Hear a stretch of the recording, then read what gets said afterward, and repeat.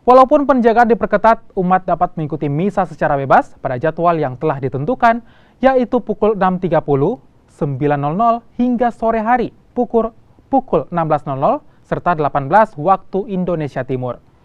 Polisi meminta warga untuk tidak terlalu khawatir soal kejadian penangkapan terduga teroris ini karena aparat akan bertindak semaksimal mungkin menjamin keamanan warga.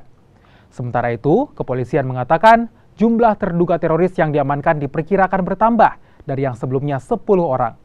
Penambahan ini dari hasil pengembangan penyelidikan yang dilakukan aparat kepolisian. Jaringannya beragam, mulai dari Poso, Sarinah Tamrin, hingga Makassar. Jangan terlalu khawatir. Kita kan ada di sini.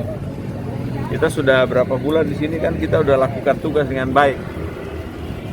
Kita tidak pernah catch dengan apa yang sudah kita janjikan.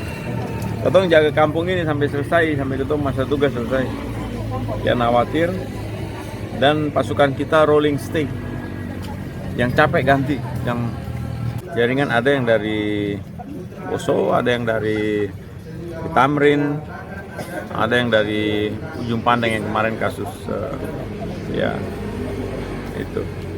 Pak, memang sasarannya gereja atau ada tempat-tempat fasilitas umum lain Pak yang mau dibidik?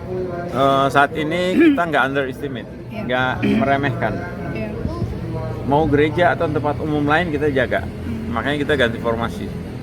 Kadang lagi kita harus menghilang untuk memancing. Kalau memang betul mereka muncul kita sikat.